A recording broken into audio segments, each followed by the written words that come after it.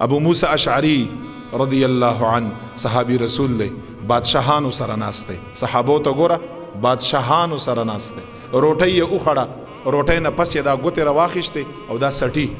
نو خامخا شړپ شړپ کوي که نه، اواز کوي که نه، دا خو متکبرین خلک دي بادشاهان،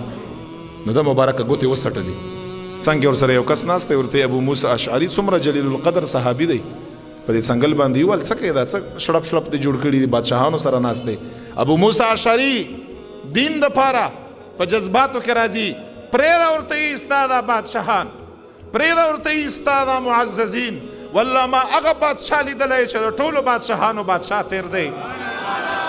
رسول الله ما لیدلی دی چې پسته روټۍ یې خوړلې ده، ګوتې مبارکې یې څټلې دي، دا به څه بادشاهان چې ما سره ناست دي، که دې نه معززین بادشاهان را سره کیني، دا طریقه د دین طریقه ده، په دې باندې به موسی اشعري عمل کا.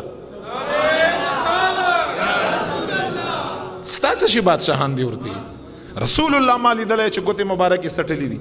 دا ابو موسی اشعری دا څه شي چې هر چا سره کیني، دا سنت دی، دا دین دی، په دې باندې ابو موسی اشعری عمل کا، لازمی به یې کا، هېچا خیال به نسته. نن سبا خو ما ورته وایي چې فلان به داسې وایي، فلان به دا، هر سړی به خپل کار کا وایي ده که نه، الله پسې خلک خبرې کا، رسول الله پسې خلک خبرې کا صلی الله علیه وسلم.